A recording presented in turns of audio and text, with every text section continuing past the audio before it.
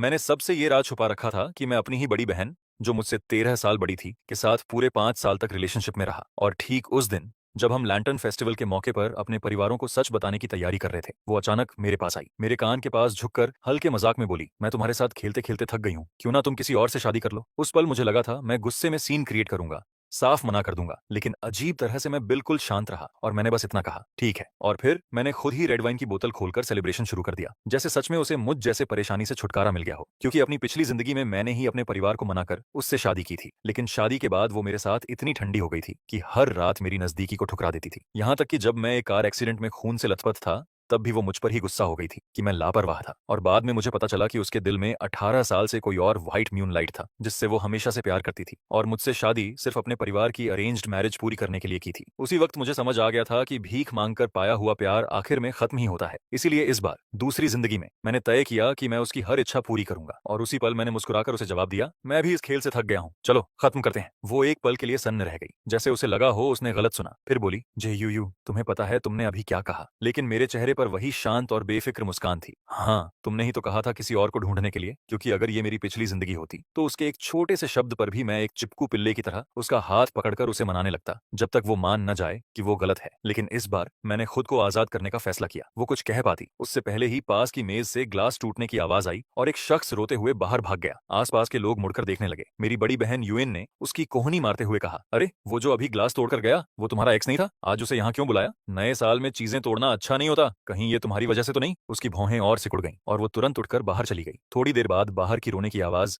धीरे धीरे कम होकर फुसफुसाहट में बदल गई, जैसे कोई कपल बात कर रहा हो। इधर खाना एक एक करके आता रहा और मैं बस अपने कटोरे में चुपचाप खाता रहा, क्योंकि अगर ये पहले होता तो हर डिश के साथ मैं उसके छोटे कटोरे में खुद से खाना परोसता। ये आदत मुझे उससे मिलने के बाद से लग गई थी। वो अक्सर काम के कॉल्स में उलझी रहती थी और खाना खाते खाते भी बाहर जाकर फोन उठाती थी। और हर बार जब मेरी बहन मुझे इतना डिवोटेड देखती, वो झलकर कहती, यार तू फिर से उसे खाना दे रहा है, अपनी खुद की बहन के लिए तो इतना अटेंटिव नहीं है। सच बता, कहीं तू उससे प्यार तो नहीं करने लगा? कई बार मैं सच बोलने ही वाला था, लेकिन हर बार वो जानबूझकर दूरी बना लेती, मेरे बालों को ऐसे उलझा देती जैसे मैं छोटा भाई हूं, और मुस्कुराकर कहती कि मैं उसका छोटा भाई ही हूं। मैं भी उसकी मंशा समझ जाता था। वो हमारे रिश्ते को पब्लिक नहीं करना चाहती थी। पूरे 5 साल में उसने कभी भी अपने सोशल मीडिया पे मेरे बारे में कुछ पोस्ट नहीं किया, यहाँ तक कि प्राइवेट विजिबल पोस्ट भी नहीं, जैसे वो हमारे प्यार का कोई निशान ही नहीं छोड़ना चाहती थी। लेकिन मैं उसे इतना प्यार करता था कि बार बार खुद को परछाइयों में छुपाने के लिए तैयार था। मुझे चुपचाप खाते देखकर मेरी बहन हंसते हुए बोली, क्यों ना जाकर वनी दीदी को देखाओ, ध्यान रखना कहीं वो किसी और लड़के के साथ भाग ना जाए। मेरी चॉपस्टिक पकड़ने वाली उंगली वहीं रुक गई और मैंने शांत होकर कहा, अगर वो किसी के साथ चली भी जाए तो मेरा क्या, मैं तो उसका भाई हूँ, मुझे बीच में पड़ने की क्या जरूरत है? ये सुनकर मेरी बहन ने मुझे गौर से देखा, जैसे मेरे चेहरे से कुछ पढ़ना चाहती हो। तभी सुआनीन और सनचेन वापस आ गए। सनचेन की आंखें लाल थीं, जैसे वो अभी अभी रोकर आया हो, और सुआनीन उसका हाथ पकड़कर उसे बार बार दिलासा दे रही थी। ये देखकर मेरी बहन ने ताली बजाते हुए कहा, अरे वाह, वैनिंगटन और सनचेन फिर से साथ आ गए। ये सुनते ही उसने अचानक मेरी तरफ देखा। उसकी आंखों में घबराहट की एक चमक आई। तुम क्या बेकार की बातें कर रही हो? वो और मैं तो बस पुराने क्लासमेट्स हैं, थोड़ा कंसर्न दिखा दिया तो क्या गलत है? मेरी बहन बिना झिझक उसके पास गई और बोली, मैं भी तो तुम्हारी पुरानी बेंचमेट हूँ, मेरे लिए थोड़ा कंसर्न नहीं दिखा सकती? सो वैन निंग हल्के से मुस्कुराई और उसे धक्का देते हुए हट गई। और सन चेन के उस नाजुक और उस पर निर्भर दिखने वाले रूप को देखते हुए मैंने अपनी बहन को पीछे खींच लिया और कहा, सिस, दूसरी बहन और भाई सन चेन की दुनिया डिस्टर्ब मत करो, जल्दी वापस आकर खाना खाओ। इतना कहते हुए मैंने सू वानिंग की तरफ एक चमकती हुई मुस्कान के साथ देखा और बोला, है ना दूसरी बहन? ये सुनते ही वो एक पल के लिए जड़ हो गई। उसकी आंखों में एक अजीब सा भाव था जिसे मैं समझ नहीं पाया, लेकिन आखिर में उसने कुछ नहीं कहा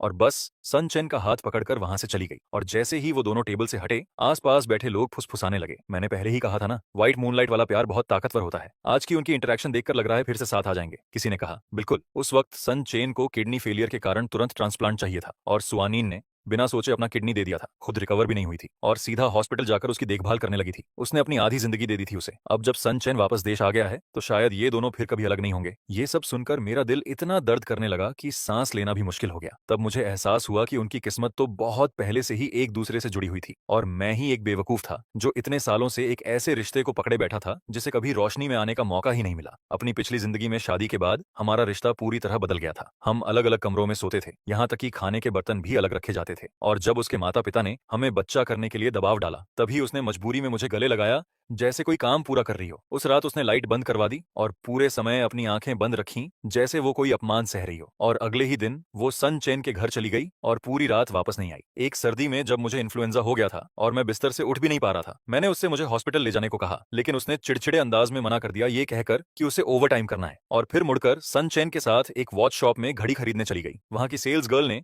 उन्हें एक प्यार करने वाले कपल की तरह बधाई भी दी। और जब मेरा कार एक्सीडेंट हुआ और मैं सड़क पर खून से लथपथ पड़ा था, मैंने दर्द में उसे कॉल किया तो उसने झुंझलाकर कहा, सिर्फ एक एक्सीडेंट ही तो है, मर थोड़ी जाओगे, इतना क्यों चिल्ला रहे हो, खुद ही 120 पर कॉल कर लो, हॉस्पिटल बहुत बिजी है, अगर और कुछ नहीं है तो मैं कॉल काट रही हूँ। और जब मैंने दोबारा कॉल किया तो उसका फोन बंद था। उसी रात हॉस्पिटल के बिस्तर पर पड़े पड़े मैंने देखा कि सन चेन ने लगातार 8 पोस्ट्स डाली थी। हर एक में सू वन उसके साथ डिज्नीलैंड में उसके बर्थडे पर थी। हर 9 फोटो ग्रिड के बीच में दोनों किस करते हुए थे। उस पल मेरी जीने की इच्छा ही खत्म हो गई थी और आखिर में मैं ज्यादा खून बहने की वजह से मर गया। फिर भी सुवानिंग को लगा कि मैं उसके बर्थडे बैंक्वेट में एक्टिंग कर रहा हूँ। अब इस जिंदगी में जहां सु वैनिंग के बिना कोई मेन कैरेक्टर नहीं था, सब अपने अपने में लगे हुए थे। मेरा भी मन नहीं लग रहा था। खाना खत्म करके मैं वहां से चला गया। पहले वो हर 3 मिनट में मुझे मैसेज करती थी, लेकिन आज रात वो असामान्य रूप से शांत थी। बाहर नए साल के पटाखों की आवाज गूंज रही थी, लेकिन मेरे अंदर जरा भी खुशी नहीं थी। रात के 1 बजे एक फायरवर्क ने मेरी खिड़की को रोशन किया और उसी समय सुवान, जो शायद ही कभी सोशल मीडिया पर कुछ पोस्ट करती थी, अचानक अपडेट किया। फोटो में सन चेन उसके कंधे पर सिर रखे गहरी नींद में था और कैप्शन में सिर्फ एक शब्द था। पोस्ट होते ही 1 मिनट के अंदर कमेंट्स भरने लगे, लंबी उम्र साथ बिताओ, हैप्पी वेडिंग। हर तरफ से 100 साल की खुशहाल जिंदगी की शुभकामनाएं आ रही थी। मैंने भी कैजुअली लाइक कर दिया, लेकिन जैसे ही मैंने पोस्ट रिफ्रेश की वो गायब हो चुकी थी। अगले ही पल सन चेन का मैसेज आया, बहन वैनिन मुझे घर छोड़ने आई थी, मैं उसके कंधे पर सो गया। देर हो गई है और मुझे ठीक नहीं लगा कि वो अकेले वापस जाए, इसीलिए मैंने उसे आज रात अपने घर रुकने दिया। तुम्हें कोई प्रॉब्लम तो नहीं है ना? मैंने बिना किसी भावना के जवाब दिया, हूँ, क्योंकि अब से वो जिसके साथ भी रहे या जो भी करे, उसका मुझसे कोई लेना देना नहीं था। और जैसे ही मैं सोने वाला था, सू वैनिंग का भी मैसेज आ गया, सन चेन अभी हाल ही में देश लौटा है, उसने नए साल के लिए ज्यादा कपड़े नहीं खरीदे, तुम्हारे पास कुछ नए हैं ना, उसे दे दो, वो कल पहन लेगा, मॉल बंद है और उसके पास खरीदने का समय नहीं है। ये मैसेज देखते ही मेरा पहले से ही टूटा हुआ मन पूरी तरह से नीचे गिर गया। मुझे बस यही लगा कि पिछली जिंदगी में मैं सच में अंधा था जो उससे प्यार कर बैठा। जिन नए कपड़ों को मैंने खुद के लिए खरीदा था, जिन्हें मैंने अभी तक पहना भी नहीं था, वो चाहती थी कि मैं उन्हें उसके सबसे प्यारे इंसान को दे दूं। आखिर वो मुझे समझती क्या थी? मैंने जिद में कोई जवाब नहीं दिया और सीधे फोन बंद कर दिया। लेकिन अगली सुबह ही वो सन चेन को लेकर मेरे दरवाजे पर आ गई। सुबह के 10 बजे सुआनीन ने डोरबेल बजाई। मेरी बहन भागकर दरवाजा खोलने गई और जब उसने देखा कि सुआनीन और सनचेन बाहर ढेर सारे गिफ्ट्स लेकर खड़े हैं, तो मेरे अलावा पूरा परिवार उन्हें खुशी खुशी अंदर ले आया। सुआनीन बचपन में ही अपने माता पिता को खो चुकी थी और अपनी दादी के साथ पली बढ़ी थी, और क्योंकि वो हमारी पड़ोसी थी, मेरे माता पिता उसे पहले से ही अपनी बेटी मानते थे। जैसे ही वो अंदर आई, उसने मुझे गहराई से देखा। तभी मेरी माँ मुस्कुराते हुए सनचेन से बोली, ये तो इसका बॉयफ्रेंड होगा ना, कई सालों से नहीं देखा तुम्हें, अब तो और भी हैंडसम हो गए हो। सनचेन तुरंत मुस्कुराते हुए बोला, धन्यवाद आंटी, कई साल हो गए आपसे मिले हुए, आप तो अभी भी उतनी ही खूबसूरत लग रही हैं। उसकी मीठी बातों से मेरे माता पिता खुशी से खिल उठे। तभी मेरी माँ ने मुझे आवाज दी, तू अभी तक कमरे में क्या कर रहा है, जल्दी आकर चाय परोस। मैंने चुपचाप उनके लिए चाय डाली और कहा, नया साल मुबारक हो दूसरी बहन और भाई सनचेन। मेरी तरफ देखते हुए सुवैनिंग के चेहरे पर एक अजीब सा भाव था, और जब मैं बाथरूम में गया तो उसने अचानक मुझे मैसेज किया, तुम किस बात पर नाराज हो? लेकिन मैंने उसे पूरी तरह इग्नोर कर दिया। दोपहर के खाने के वक्त हमारे बीच सीट को लेकर छोटा सा मामला हुआ। मैं अपनी यूजुअल जगह पर बैठ गया और सुआनिन बिना कुछ बोले मेरे बगल में बैठ गई, जो कि मेरी बहन की सीट थी। मेरी बहन ने देखा कि उसकी जगह कोई और बैठा है और फिर सनचेन के पास खाली सीट को देखा। अरे मेरी सीट क्यों ले रही हो, जल्दी जाकर अपने बॉयफ्रेंड के पास बैठो। ये कहकर वो सुआनीन को खींचने लगी। थोड़ी सी खींचातानी के बाद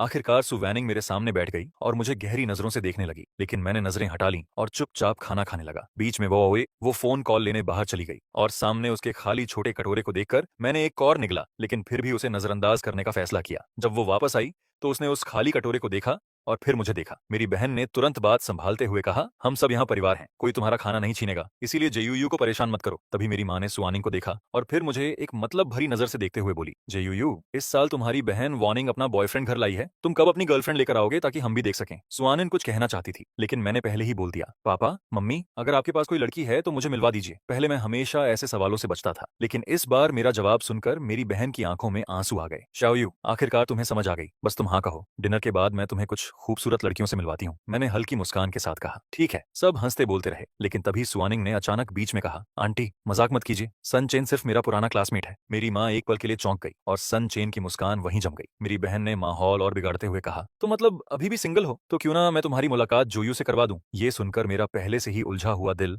और कस गया। सुआनी ने उसे कोहनी मारी और कहा, छोड़ो भी, जेयूयू मेरा भाई है। मैंने गहरी सांस लेकर खुद को संभाला और मुस्कुराते हुए कहा, हाँ सिस, बेकार की बातें मत करो। सुआनिन मेरी दूसरी बहन है। डिनर के बाद सुआनिन सन चेन के साथ चली गई और अगले कुछ दिनों तक हमारा कोई कांटेक्ट नहीं हुआ। मैं अपनी जिंदगी वैसे ही जीता रहा, खाता पीता और हर क्लास गैदरिंग में एक्टिवली हिस्सा लेता रहा। नए साल के 5वें दिन की रात मेरी बहन की क्लास रियूनियन थी। उसने देखा कि मेरे पास कोई प्लान नहीं है, तो वो मुझे जबरदस्ती साथ ले गई। मैं पहले ही सोने जा रहा था और जाने से मना कर दिया, लेकिन उसने कहा, आज रात तुम्हारी दूसरी बहन की जिंदगी का सबसे इंपॉर्टेंट मोमेंट है, उसके भाई होने के नाते तुम्हें ये देखना चाहिए। और जब हम उस पार्टी में पहुंचे तब मुझे पता चला कि सन चेन आज की इस गैदरिंग में सु वैनिंग को प्रपोज करके उससे फिर से रिलेशनशिप शुरू करने वाला है। लोगों की बातों से साफ था कि जैसे ही सोन चेन वापस देश लौटा, उन दोनों के बीच के एहसास तेजी से फिर गर्म हो गए थे और उनके दोबारा साथ आने की संभावना बहुत ज्यादा थी। एक क्लासमेट जो ज्वेलरी शॉप में काम करता था, उसने कहा, वो स्वानिन परसों हमारी दुकान पर रिंग देखने आई थी। 90% चांस है कि वो सन चेन के लिए है। मैं अपनी बहन के लगभग सभी क्लासमेट्स को जानता था और जैसे ही मैं वहां पहुंचा,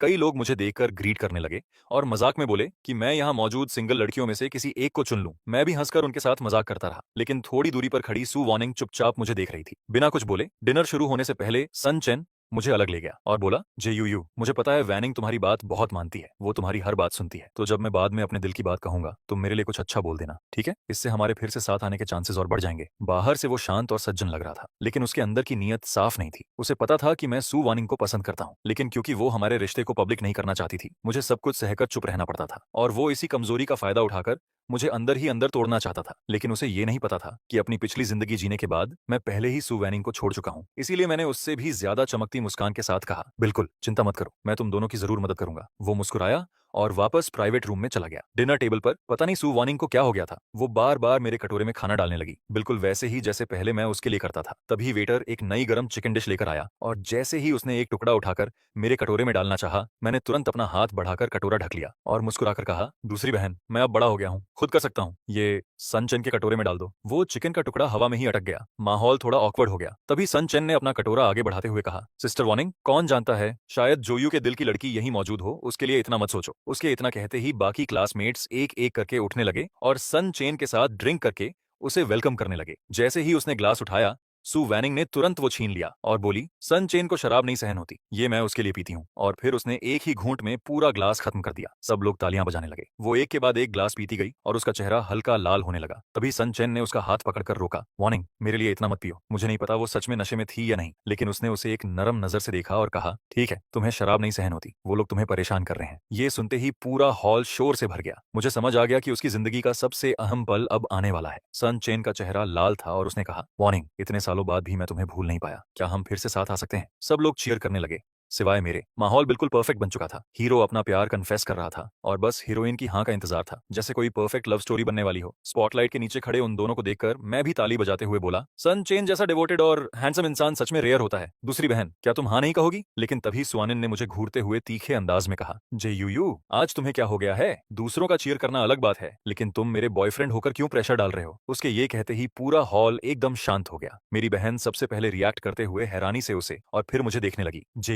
यू, इसने तुम्हें क्या कहा? बॉयफ्रेंड, मैंने हल्की मुस्कान के साथ कहा। सिस, दिख नहीं रहा, दूसरी बहन नशे में है, बस मजाक कर रही है। लेकिन सुआनीन साफ नाराज थी। उसने सन चेन को एक तरफ किया और मेरी तरफ बढ़ी और जैसे ही मैं एक कदम पीछे हटा, तभी उसके पीछे से ग्लास टूटने की आवाज आई। हम सबने मुड़कर देखा तो सन चेन की पिंडली कांच से कट चुकी थी। ये देखते ही सु वैनिंग ने सब कुछ छोड़ दिया और तुरंत उसे उठाने के लिए दौड़ी। उसकी चोट देखकर उसके चेहरे पर चिंता साफ दिख रही थी। सन चेन ने पहले मुझे एक साइड ग्लांस दिया और फिर सु वार्निंग से बेचारगी से कहा, वार्निंग, इतने लोग देख रहे हैं, जल्दी मुझे छोड़ दो, नहीं तो लोग हमारे रिश्ते को गलत समझेंगे। और छोटा भाई जोयू भी लगता है आज मूड में नहीं है, क्या तुम उसे देखने नहीं जाओगे? उसकी आवाज ना बहुत ऊंची थी ना धीमी, बस इतनी कि मेरे कानों तक साफ पहुंच जाए। उसने जानबूझकर ये बात कही थी ताकि सुआनीन सबके सामने हमारा रिश्ता साफ करे, लेकिन उम्मीद के उलट वो गंभीर चेहरा बनाए चुप रही और कुछ नहीं बोली। सन चेन ने मुझे एक नजर देखा और फिर उससे कहा, इसे छोड़ो, पहले मुझे हॉस्पिटल ले चलो। और वो उसे सहारा देकर प्राइवेट रूम से बाहर ले गई। उनके जाते ही मेरी बहन तुरंत मेरे पास आकर बोली, वो सुआनी तो कभी नशे में नहीं होती, सच सच बता, तुम दोनों के बीच क्या चल रहा है? मैंने सिर हिलाकर कहा, कुछ नहीं। शायद सन चेन बहुत अचानक बोल गया और वो समझ नहीं पाई। वो और पूछना चाहती थी, लेकिन मैंने बात टाल दी। खाना खत्म होते ही मैं बहाना बनाकर निकल गया और पार्टी के बाद अकेला सड़क पर चलता रहा। चारों तरफ कपल्स और छोटे छोटे ग्रुप्स थे। सबके चेहरों पर मुस्कान थी। लोग पटाखे जला रहे थे, लेकिन मेरे अंदर कुछ भी महसूस नहीं हो रहा था। जब मैं अपने बिल्डिंग के नीचे पहुंचा तो वहां सु वार्निंग खड़ी थी। मैंने कदम तेज किए और गेट की तरफ बढ़ा, लेकिन वो एक कदम आगे आकर मेरे सामने खड़ी हो गई। मैंने उसे अवॉइड करना चाहा, लेकिन उसने मुझे जोर से खींचकर अपनी अपनी बाहों में भर लिया। अगर ये मेरी पिछली जिंदगी होती तो शायद मैं उस गर्माहट को महसूस करना चाहता, लेकिन अब मैंने उसे ठंडेपन से अलग कर दिया और कहा, दूसरी बहन ये मेरे घर के नीचे है, अगर मम्मी पापा देख लेंगे तो गलत समझेंगे। वो एक पल के लिए रुक गई और उसका हाथ धीरे धीरे वापस चला गया। फिर उसने पूछा, आज तुम्हें क्या हो गया है? तुम भीड़ के साथ मिलकर क्यों चीयर कर रहे थे? मैंने कंधे उचकाकर कहा, क्या गलत था? सन चेन अभी तक तुम्हें नहीं भूल पाया और तुमने कभी उसके लिए अपनी जान तक दांव पर लगा दी थी। मुझे लगता है तुम दोनों एक अच्छी जोड़ी हो, फिर से साथ आना तो स्वाभाविक है। मैं सच बोल रहा था, लेकिन उसने इसे अलग तरह से लिया। वो जो कभी मुस्कुराती नहीं थी, उसके चेहरे पर हल्की मुस्कान आई और बोली, और तुम अपनी पहचान भूल गए हो? वो कौन था जो कहता था कि अगर मैं किसी भी आदमी के करीब गई तो? इससे पहले कि वो पूरा बोलती, मैंने हाथ उठाकर उसे रोक दिया। स्वानीन, हम पहले ही खत्म कर चुके हैं। वो फिर से जमसी गई और जब उसे यकीन हो गया कि मैं मजाक नहीं कर रहा हूं तो वो घबरा गई। किसने कहा कि हम खत्म हो गए? मैं इसकी इजाजत नहीं देती। मैंने शांत होकर कहा। तुम इजाजत नहीं देती तो क्या? तभी पीछे से मेरी बहन की आवाज आई। मैंने पलटकर मुस्कुराते हुए कहा, दूसरी बहन सन चेन को एक वॉच देना चाहती है, इसलिए मुझसे पूछने आई थी कि आपको लोग किस तरह की स्टाइल पसंद करते हैं। कह रही थी अगर मैं ठीक से जवाब नहीं दूंगा तो मुझे घर में नहीं जाने देगी। ये सुनते ही सू वैनिंग का चेहरा बदल गया। उसने मेरा हाथ पकड़ लिया और कुछ कहने ही वाली थी कि मेरी बहन ने बीच में बोल दिया, अगर सन चेन के लिए है तो उससे खुद पूछो, मेरे भाई से क्यों पूछ रही हो? या तुम जोयू को वॉच देना चाहती हो? ये सुनकर उसके गाल हल्के लाल हो गए। मैंने उसके हाथ की उंगलियां एक एक करके हटाई और कहा, जब तुमने सन चेन के साथ फिर से शुरू करने का फैसला कर लिया है दूसरी बहन, तो अभी उसके पास क्यों नहीं जाती? उसकी टांग घायल है, उसे किसी की जरूरत है। ये सुनते ही उसने आवाज ऊंची कर दी, जोयू तुम्हें पता है तुम क्या बोल रहे हो? किसने कहा कि मैं उसके साथ फिर से शुरू कर रही हूँ? उसे मुझ पर चिल्लाते देख मेरी बहन भी चिढ़ गई। स्वानिन, तुम्हें क्या हो गया है? तुम रिकंसाइल करो या ना करो, ये तुम्हारा और सन चेन का मामला है। गुयू पर क्यों गुस्सा निकाल रही हो? मैं देख सकता था कि स्वानिन फिर भड़कने वाली है। तभी मेरी बहन ने मुझे कोहनी मारी, चलो बहुत ठंड है, घर चलते हैं। घर पहुंचते ही मैं जूते भी नहीं उतार पाया था कि स्वानिन का फोन आने लगा। मैंने कई बार काट दिया, लेकिन वो बार बार कॉल करती रही। आखिर में उसने मैसेज भेजा, तुम कब सोगे? मैं बाद में तुम्हें लेने आऊंगी। मुझे तुमसे बहुत कुछ कहना है, क्या हम बात कर सकते हैं? मैं फिर से उसके साथ उलझना नहीं चाहता था, इसलिए मैंने फोन ही बंद कर दिया। नहाकर जब मैं लाइट बंद करके सोने वाला था, तभी मेरी बहन ने दरवाजा खटखटाया। जोयू, कोई तुमसे मिलने आया है, जल्दी बाहर आओ। मैंने कंबल सिर पर खींच लिया और कहा, जो भी है कल बात करेंगे। तभी उसने कहा, सन चेन तुमसे मिलने आया है। ये सुनते ही मेरी आंखें खुल गईं। मैं समझ नहीं पाया कि वो मुझसे क्या चाहता है। बाहर जाकर देखा तो सन चेन दरवाजे पर खड़ा था, हाथ में खूबसूरती से पैक किए हुए गिफ्ट्स के बैग और चेहरे पर बड़ी सी मुस्कान। मैं विदेश से कुछ स्पेशल चीजें लाया था, तुम्हें देना चाहता था लेकिन भूल गया। मैंने सीधा पूछा, तुम किसी और वजह से आए हो है ना? वो बिना घुमाए सीधा अंदर आकर कुर्सी पर बैठ गया और बोला, जो यूं मैं सीधी बात करता हूँ, मुझे पता है विदेश में इन सालों के दौरान तुम और वानिन काफी करीब आ गए थे, लेकिन अब जब मैं वापस आ गया हूँ, मैं उससे शादी करूंगा और उसके साथ फ्यूचर में बच्चे भी होंगे। उसने कहा, मुझे उम्मीद है कि तुम उससे थोड़ी दूरी बनाए रखोगे। और मेरे दिमाग में धीरे धीरे एक सवाल खड़ा हो गया। मैंने ठंडे स्वर में कहा, तुम गलत समझ रहे हो, वो और मैं बस भाई बहन जैसे हैं। अगर तुम्हारी बात खत्म हो गई है तो अब तुम जा सकते हो, मुझे सोना है। ये सुनते ही संचन की आंखों में गुस्सा भर गया। अगर तुम बीच में नहीं आते तो आज रात मैं और सुवानिन फिर से साथ आ जाते। तुम आखिर क्या नाटक कर रहे हो? सुवानिंग तुम्हें पसंद करती है, तुम्हें दिखता नहीं? मैंने सिर हिलाया और बेहद गंभीर आवाज में कहा, वानिंग और मैं भाई बहन जैसे हैं, अब और आगे भी ये कभी नहीं बदलेगा। अगर तुम्हें वो पसंद है तो सीधे उसके पास जाओ, मुझ जैसे बाहरी इंसान पर समय बर्बाद मत करो। मेरी इस बात पर वो कुछ पल के लिए बिल्कुल चुप हो गया, जैसे उसके पास कहने को कुछ बचा ही ना हो। फिर वो बिना कुछ बोले गिफ्ट्स के बैग वहीं छोड़कर चला गया। लेकिन उसके जाने के बाद मुझे कोई सुकून नहीं मिला, उल्टा दिल और भारी हो गया, क्योंकि पिछली जिंदगी में भी जब मैंने और सुवानिन ने शादी की खबर दी थी, तब सन चैन मुझसे अकेले मिलने आया था। मुझे लगा था वो झगड़ा करने आया है, लेकिन वो हैरानी की बात थी कि वो बहुत शांत था। उसने अपना फोन निकाला और पहली मुलाकात से लेकर अब तक की उसकी और सुवानिंग की पूरी चैट हिस्ट्री मुझे दिखाने लगा। पहले फॉर्मल मैसेजेस, फिर धीरे धीरे नजदीकियां, पहली मुलाकात, पहली कन्फेशन, उनका रिलेशनशिप और फिर ब्रेकअप के बाद भी जब वो विदेश में था तब भी दोनों के बीच एक अजीब सा कांटेक्ट बना रहा, जो दिखने में दोस्ती था लेकिन असल में कुछ और ही था। उसने मेरी तरफ देखा और उसकी आंखों की चमक धीरे धीरे बुझती गई, लेकिन चेहरे पर एक अजीब सी संतुष्टि थी। देख रहे हो, जिसे सुवानिन सच में प्यार करती है वो मैं हूँ। शादी से क्या फर्क पड़ता है? उसका दिल कभी तुम्हारे पास नहीं होगा। उसने तुमसे प्यार में शादी नहीं की थी, बस जिम्मेदारी की वजह से। उस वक्त मैंने उसकी बात मानने से इनकार कर दिया था। मुझे लगा था कि ठंडी चैट हिस्ट्री कभी उस इंसान की जगह नहीं ले सकती जो हर दिन मेरे साथ रहता है, लेकिन मुझे क्या पता था कि उसकी हर बात सच साबित होगी। उस रात मेरी नींद बिल्कुल खराब रही। सुबह तक मैं जागता रहा, तभी बाहर से मेरी बहन ने दरवाजा खटखटाया। जोयू, तुमने उस दिन कहा था ना कि तुम किसी को ढूंढना चाहते हो। मेरी एक दोस्त आज विदेश से वापस आई है, वो भी तुम्हारी तरह मेडिकल फील्ड में है। मिलना चाहोगे? ये सुनते ही मेरे अंदर अचानक एनर्जी आ गई। हाँ, पुराना गया, नया आया। अभी मेरे लिए सबसे अच्छा तरीका है खुद को डिस्ट्रैक्ट करना। मुझे इतने उत्साह से उठकर तैयार होते देखकर मेरी माँ भी हैरान रह गई कि मैं सच में बदल गया हूँ। मैं खुद भी हल्का सा मुस्कुरा दिया। कहीं ना कहीं ये सब सुवनिंग की वजह से ही था। मेरी बहन की वो दोस्त काफी स्ट्रेट फॉरवर्ड थी। मिलने का समय तय होते ही उसने खुद ही मेरी कॉन्टैक्ट डिटेल्स मांग ली। मैंने अपनी बहन से कहा उसे मेरा वी चैट दे दे। उसे ऐड करने के बाद मैंने देखा कि उसकी प्रोफाइल पिक्चर एक ब्रिटिश शॉर्ट हेयर बिल्ली की थी और मुझे अचानक एक अजीब सी फेमिलियर फीलिंग हुई क्योंकि मेरी डीपी एक ब्लैक कैट थी। उसने कहा कि हम कल मेरे घर के पास एक यूनान रेस्टोरेंट में मिलेंगे। मैंने हैरानी से पूछा, तुम्हें कैसे पता कि मुझे स्पाइसी खाना पसंद है और मैं उसी रेस्टोरेंट में जाता हूँ? उसने जवाब दिया, मैंने तुम्हारी बहन से पूछा। उसकी ये तैयारी देखकर मुझे उसके लिए अच्छा महसूस हुआ। अगले दिन मैं जल्दी घर से निकल गया। रास्ते में सुआनिन की कॉल्स लगातार आती रहीं और जब मैंने उठाया नहीं तो उसने मैसेजेस भेजने शुरू कर दिए। जोयू, तुम कहाँ हो? मैं तुम्हें लेने आ रही हूँ, हमें बात करनी है, प्लीज रिप्लाई। लेकिन मैंने उसे डिस्टर्ब मोड पर डाल दिया। रेस्टोरेंट में घुसते ही वेटर के साथ मैं उस टेबल तक गया जो लिन सुयान ने रिजर्व की थी। दूर से ही खिड़की के पास बैठी एक बेहद खूबसूरत लड़की दिखी। वो शायद वही थी। हमारी पहली मुलाकात में ही लिन सुयान काफी थॉटफुल निकली। उसने मुझे एक छोटा सा गिफ्ट दिया, एक खूबसूरती से तराशी हुई लकड़ी की म्यूजिक बॉक्स। जैसे ही मैंने उसे घुमाया, उसमें से हल्की मीठी धुन, चिड़ियों की आवाज और पानी के बहने की आवाज आने लगी। वो एहसास बहुत सुकून देने वाला था। मेरी खुशी देखकर वो अचानक बोली, ये मैंने खुद बनाई है। मैं चौंक गया। तुम मेडिकल स्टूडेंट हो ना, ये सब कैसे बना लेती हो? वो हल्की सी शर्माते हुए बोली, मेरे दादा कारपेंटर थे, बचपन में उनसे सीखा। मैंने जेन्युइनली इम्प्रेस्ड होकर उसे थम्स अप दिया। हमारी बातचीत और खाना इतना स्मूथ चला कि मुझे उसके साथ बहुत कंफर्टेबल महसूस हुआ और जब खाना लगभग खत्म हो गया तो मैं आधा मजाक करते हुए उससे हंसी मजाक करने लगा। मैं थोड़ा हंसते हुए बोला, पहली बार मिल रहे हैं और तुमने इतना कीमती गिफ्ट दे दिया। मुझे तो समझ नहीं आ रहा मैं तुम्हें बदले में क्या दूं। मुझे ना ड्राइंग आती है ना सिंगिंग। मेरी बात सुनकर लिन सुयान मुस्कुरा पड़ी और बोली, कोई बात नहीं, आगे भी मिलते रहेंगे, वही मेरे लिए रिटर्न गिफ्ट होगा। हम दोनों हंसते बात करते रहे कि तभी पीछे से एक जानी पहचानी आवाज आई और एक पल में मेरा अच्छा मूड टूट गया। मैं पलट कर देखा तो सु वैनिंग सामने खड़ी थी, थकी हुई, आंखों में बेचैनी लिए। ज्यू, तुम्हें ढूंढना कितना मुश्किल था पता है? वो तेजी से मेरे पास आई और मुझे कुर्सी से खींच लिया। कोई वजह होगी कि तुम मेरे कॉल्स और मैसेजेस इग्नोर कर रहे हो? अच्छा खेल रहे हो तुम। अभी तक हम ऑफिशियली ब्रेक भी नहीं हुए और तुम दूसरी लड़की के साथ डेट पर आ गए। उसकी आवाज बहुत तेज नहीं थी, लेकिन इतनी थी कि आसपास बैठे लोग मुड़कर देखने लगे। मैंने उसे जोर से हटाते हुए कहा, बकवास मत करो। जिस दिन तुमने अपने बर्थडे पर ब्रेक की बात कही थी उसी दिन मैंने मान लिया था। अब मैं सिंगल हूँ। मैं किसके साथ जाता हूँ ये तुम्हारा मामला नहीं है। मेरी बात सुनकर वो पूरी तरह भड़क गई और अचानक सबके सामने मुझे किस करने की कोशिश करने लगी। लेकिन उसी वक्त एक मजबूत हाथ हमारे बीच आ गया। लिन सुयान ने बिना मेहनत के उसे पीछे धकेला और मुझे अपने पीछे कर लिया। मिस,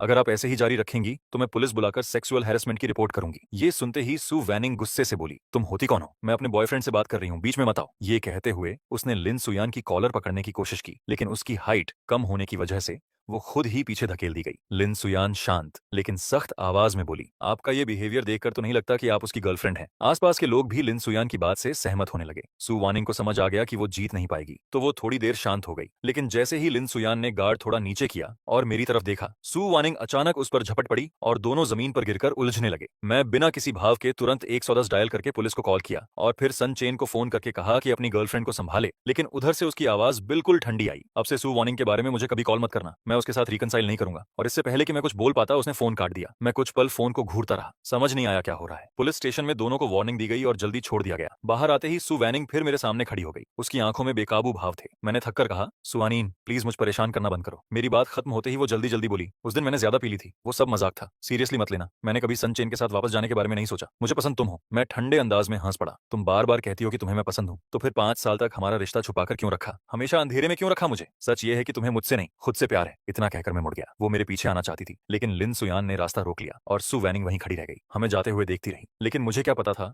कि वो पलटकर हमारे रिश्ते को पूरी दुनिया के सामने अनाउंस कर देगी। अगली सुबह मैं अभी ठीक से जागा भी नहीं था कि मेरी बहन ने दरवाजा खटखटाया। मैंने उनींदी आंखों से दरवाजा खोला तो देखा सु वानिंग और मेरी बहन दोनों बाहर खड़ी थीं। मैं इंस्टिंक्टिवली दरवाजा बंद करने वाला था, लेकिन मेरी बहन ने रोक लिया। जेयूयू, सु वैनिंग ने सब कुछ बता दिया है, मैंने ठंडे स्वर में कहा। मुझे कुछ एक्सप्लेन करने की जरूरत नहीं है, वो और मैं बस स्वान सिबलिंग्स हैं। मेरी बहन फिर बोली, लेकिन उसने कहा कि तुम दोनों 5 साल रिलेशनशिप में थे, ये सब क्या है? ये सुनकर मैं हंस पड़ा। 5 साल रिलेशनशिप? दूसरी बहन, क्या तुम्हारे पास कोई प्रूफ है? सु वानिंग कुछ कहना चाहती थी, लेकिन उसके पास कोई जवाब नहीं था। 5 साल में उसने कभी मेरे बारे में एक भी सोशल मीडिया पोस्ट नहीं डाली। अगर कुछ था भी तो सिर्फ हम तीनों की ग्रुप फोटोज। 5 साल में हमारे गिफ्ट्स भी बस खाने पीने तक ही सीमित थे। वो कभी कोई ऐसा निशान छोड़ना ही नहीं चाहती थी जिससे हमारा रिश्ता साबित हो सके। मैं पहले कंफ्यूज रहता था, दिल में शिकायत भी थी, और वो हमेशा कहती थी कि मैं अभी छोटा हूँ, फैमिली अपोज करेगी। लेकिन अब मैं छोटा नहीं हूँ, मैं 18 साल की उम्र से उसके साथ रिलेशनशिप में था। अब मैं 23 साल का हूँ। मेरी बात सुनकर सुआनीन जैसे कुछ सोचने लगी और जल्दी से बोली, तुम्हारे फोन में हमारी फोटोज नहीं है? निकालो और अपनी बहन को दिखाओ। मैं ठंडे अंदाज में हंसा। थी, लेकिन जो फोटोज हम दोनों ने अकेले ली थी वो सब मैं डिलीट कर चुका हूँ। अब सिर्फ वही ग्रुप फोटोज बची हैं जब हम तीनों साथ बाहर गए थे।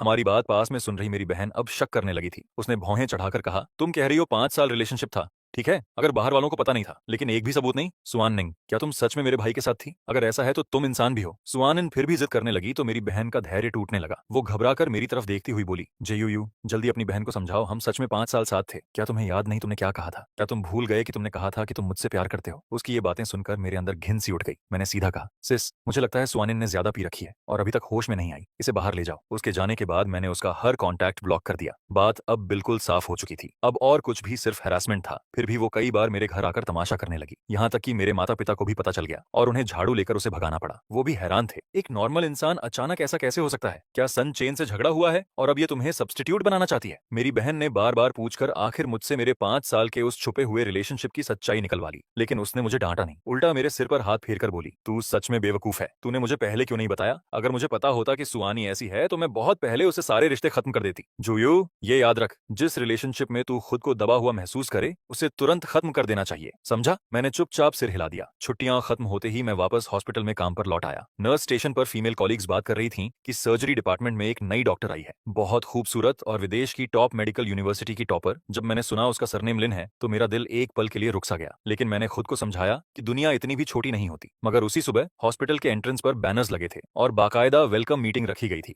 तभी मुझे पता चला कि वो नई डॉक्टर सच में लिन सुयान ही है। सबकी तालियों के बीच उसने मुझे देखा और मुस्कुरा दी, इतनी देर तक कि सब लोग उसकी नजर फॉलो करते हुए मेरी तरफ देखने लगे। मेरे पास खड़ी कोलेग ने मुझे कोहनी मारकर पूछा, क्या बात है, जानते हो उसे? मैंने जल्दी से झूठ बोला, नहीं, आज ही पहली बार मिल रहा हूँ डॉक्टर लिन से। लेकिन मेरी बात खत्म होते ही लिन सुयान सीधे मेरे पास आ गई और हाथ बढ़ाकर बोली, जुयू, क्या कोइंसिडेंस है? और पूरे हॉल में फुसफुसाहट शुरू हो गई। 1 महीने के अंदर पूरे हॉस्पिटल को पता चल गया कि लिन सुयान मुझे परस्यू कर रही है। वो रोज मुझे शिफ्ट के बाद वेट करती, नाइट ड्यूटी में स्नैक्स लेकर आती। उसकी केयर से मेरा वजन भी 1 किलो बढ़ गया। हमारे बीच का रिश्ता धीरे धीरे एम्बिग्यूअस हो गया था। बस एक पतली सी परत बाकी थी जिसे हम दोनों ने अभी तक पार नहीं किया था। लेकिन जो मैंने कभी सोचा भी नहीं था वो हुआ। एक दिन हॉस्पिटल में मुझे फिर से सू वार्निंग दिख गई। 2 महीने से ज्यादा हो गए थे उसे देखे हुए और इस बार वो एक लड़के को डॉक्टर दिखाने लाई थी। उस लड़के का चेहरा देखकर मैं एक पल के लिए चौंक गया। वो थोड़ा बहुत मेरी तरह दिखता था। तभी सू वानिंग ने मुझे देख लिया। वो भी रुक गई और फिर मेरी तरफ चलने लगी। मैं भीड़ के बीच से निकलकर एलिवेटर की तरफ बढ़ गया, उससे दूर जाने के लिए। लेकिन अचानक मैं किसी से टकरा गया। लिन सुयान थी। उसने मुझे हटाया नहीं बल्कि और करीब खींच लिया, जैसे जानबूझकर मुझे अपने पास रख रही हो। लोग देखने लगे। मैंने सिर घुमाकर देखा। एलिवेटर का दरवाजा बंद होने वाला था। उस सिकुड़ती हुई दरार के बीच मैंने सू वैनिंग के चेहरे पर खालीपन देखा। लेकिन इस बार मेरे दिल में कुछ भी नहीं हिला। बस एक ही ख्याल आया, अलविदा सू वैनिंग, अब मेरी बाकी जिंदगी में तुम्हारा कोई जगह नहीं है, बिल्कुल भी नहीं।